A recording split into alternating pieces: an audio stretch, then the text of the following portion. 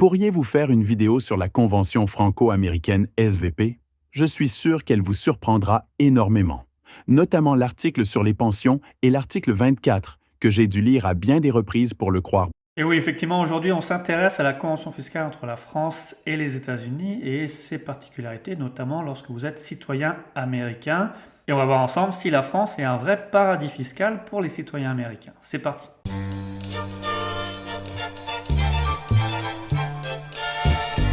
Alors, comme d'habitude, on commence toujours par les questions de résidence fiscale, puisque pour appliquer la convention fiscale, il faut être résident fiscal au sens de la convention, et notamment pouvoir estimer si vous êtes résident fiscal en France ou aux États-Unis. On rappelle qu'en France, c'est l'article 4B qui fixe les règles pour être résident fiscal en France, notamment si vous avez votre foyer ou lieu de séjour principal en France, si vous exercez une activité professionnelle à titre principal en France, ou alors si vous y avez votre centre des intérêts économiques.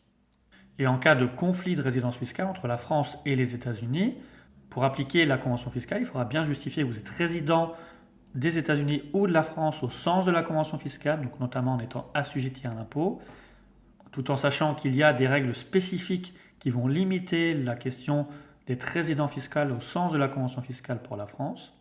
Mais sinon, vous devrez déterminer votre résidence fiscale unique via la méthode de répartition classique pour regarder dans quel pays vous avez votre foyer d'habitation permanent ou alors votre centre des intérêts vitaux, voire séjour de façon habituelle ou alors la nationalité.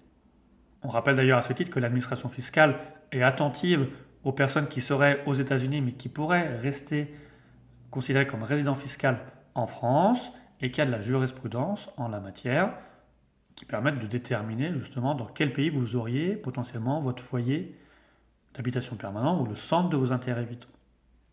Mais disons que si votre question de résidence fiscale n'est pas vraiment problématique, que vous êtes sûr d'être résident fiscal en France ou aux États-Unis, sans risque de remise en cause de votre résidence fiscale dans l'un des deux États, on peut appliquer la convention fiscale selon que vous soyez résident fiscal français ou résident fiscal américain. Et on commence par le plus classique, les revenus immobiliers. Puisque la règle classique, c'est imposition des revenus immobiliers dans le pays de situation du bien, que ce soit la location meublée ou la location nue, assimilable en France à du revenu foncier. Ce qui fait que si vous êtes résident fiscal américain avec des biens immobiliers en France, vos revenus immobiliers seront imposables en France en application de la convention. Et là, de manière classique, comme si vous étiez résident fiscal français, vous devrez regarder si vous êtes sous le régime foncier, donc location nue, ou sous le régime de la location meublée, donc régime BIC, pour l'imposition de vos revenus. Et là encore, vous aurez sur les modes de détermination la même chose que pour les résidents fiscaux en France, à calculer vos revenus, revenus fonciers ou revenus de location meublée, et application des prélèvements sociaux à 17,2%. Tout en sachant qu'on ne va pas en parler spécifiquement dans la vidéo de la fiscalité des non-résidents, mais derrière, par contre, vous avez un calcul spécifique de l'impôt des non-résidents avec des taux minimums d'imposition, sauf option pour le taux moyen. Je ne rentre pas plus dans les détails, je vous renvoie à toutes nos autres vidéos, mais sachez que parfois, ça peut être intéressant d'opter pour la location meublée régime réel dans l'attente des réformes actuelles pour justement limiter le revenu imposable en France et la fiscalité assez importante des non-résidents en France. Par contre, dans l'autre sens, si vous êtes résident fiscal en France avec de l'immobilier aux États-Unis et donc des revenus immobiliers américains, vous êtes imposable aux États-Unis en application de la convention fiscale. Sauf que comme de manière assez récurrente, la France va vous dire que même si vous êtes imposable aux États-Unis, vous devez déclarer ces revenus en France et dans ce cas-là, vous aurez le droit à un crédit d'impôt. Et pour ce qui est des revenus immobiliers, location meublée, location nue, vous bénéficiez d'un crédit d'impôt égal à l'impôt français. Ce qui va plus ou moins éliminer l'imposition en France, même si le montant de vos revenus vont être pris en compte pour le calcul du taux global d'imposition de vos autres revenus imposables en France. Donc on peut dire que ça va venir limiter au maximum une imposition en France, puisque vous serez imposable normalement uniquement aux États-Unis. Mais n'oubliez pas qu'il faut les déclarer en France. Et dans ce cas-là, comme j'ai dit, vous avez le droit à un crédit d'impôt égal à l'impôt français. Donc il y a un déclaratif particulier à faire. Vous allez déterminer vos revenus que ce soit revenu foncier ou revenu de location meublée. Et ensuite, remplir le formulaire 2047 avec les bons indicatifs et notamment, n'oubliez pas de faire valoir le droit au crédit d'impôt égal à l'impôt français. Et notamment, par principe, si vous faites votre déclaration en ligne, vous aurez des reports automatiques. Mais si vous faites une déclaration papier ou votre première déclaration, n'oubliez pas de faire tous ces reports pour pouvoir bénéficier en intégralité des crédits d'impôt égal à l'impôt français. Ensuite, également revenu classique, les dividendes, avec une règle assez classique qui est imposition des dividendes dans le pays de résidence. Donc ça, c'est la ligne 1, sauf que l'État de source, donc l'État qui va rémunérer les dividendes, peut mettre une retenue à la source et selon votre structuration avec un taux maximum de 15%, notamment quand vous êtes personne physique bénéficiant de dividendes d'une société aux États-Unis ou en France. Ce qui fait que si vous êtes résident fiscal américain et que vous percevez des dividendes français, donc d'une société française, vous avez une imposition aux États-Unis, mais également une retenue à la source en France d'un taux maximum de 15%. Tout en sachant qu'en France, à l'heure actuelle, en attendant les réformes peut-être dans le cadre de la loi de finances pour 2025, vous avez un taux d'imposition qui est uniquement de 12,8% sur vos dividendes. Et de même, si c'est uniquement vos revenus de source française, vous n'avez pas de déclaration à faire en France. Donc, ce qui fait que vous n'avez pas de prélèvements sociaux non plus sur vos dividendes, juste 12,8%. Pour ça, pensez bien à notifier la société française pour qu'elle applique le bon déclaratif dans sa déclaration de revenus de capitaux mobiliers. Par contre, dans l'autre sens, si vous êtes résident fiscal en France et vous percevez des dividendes de source américaine, vous êtes imposable en France. Et là encore, vous êtes soumis à la flat tax par principe, 12,8% d'impôt sur le revenu plus 17,2% de prélèvements sociaux, donc un taux global de 30%. Mais également, les États-Unis peuvent garder une imposition aux États-Unis avec un taux maximum de 15%. Et dans ce cas-là, ce montant qui reste imposable aux États-Unis va vous permettre de bénéficier d'un crédit d'impôt égal à l'impôt américain. Vous voyez, c'est marqué dans le grand 3 en bas. Donc dans ce cas-là, résident fiscal français qui perçoit un dividende américain, il a le droit à un crédit d'impôt égal à l'impôt américain. Ce qui va plus ou moins limiter l'imposition en France. Et en tout cas, éviter une double imposition.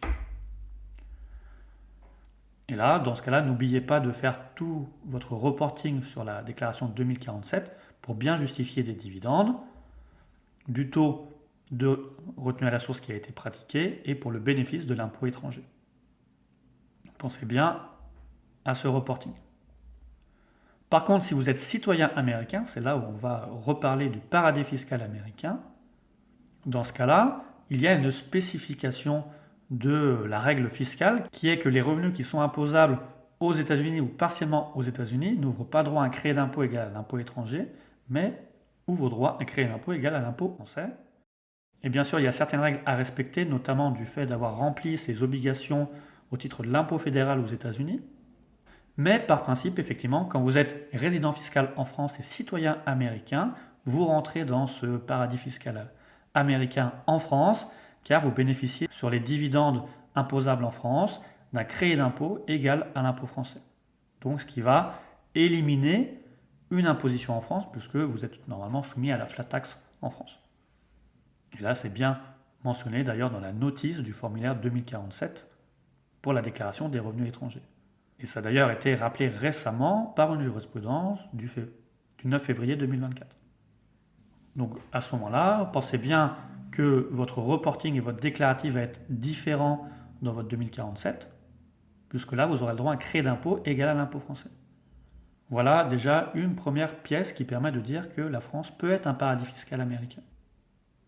Ensuite, pour ce qui est des intérêts, la règle va être que les intérêts, par principe, sont imposables uniquement dans l'État de résidence.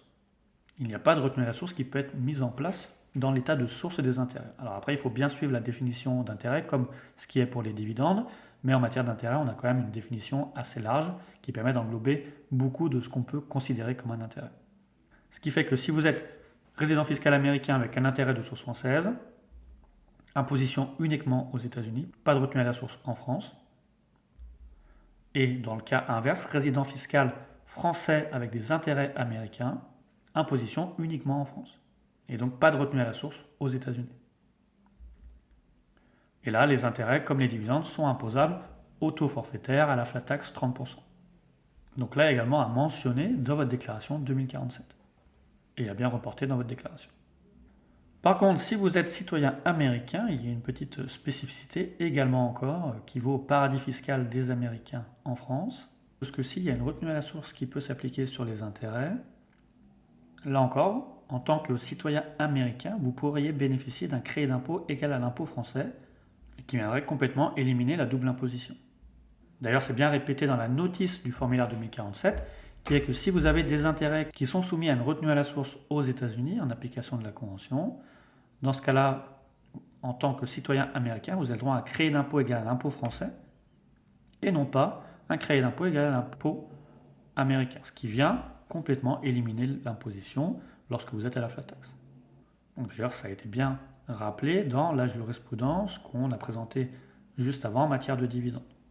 Mais faites bien attention à la lecture de la Convention en matière d'intérêt pour savoir s'il y a une retenue à la source ou pas qui s'applique pour pouvoir bénéficier ou pas du crédit d'impôt derrière.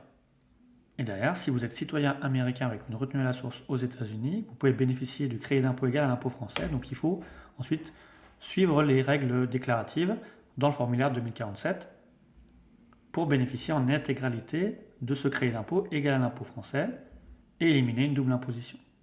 Ensuite, pour ce qui est des gains en capital, bien sûr, on suit ce qui est classique, les plus-values immobilières et les plus-values mobilières. Donc si on commence par les plus-values immobilières, même règle qu'en matière de revenus immobiliers, imposition dans le lieu de situation du bien, avec des règles spécifiques également pour les sociétés à prépondérance immobilière.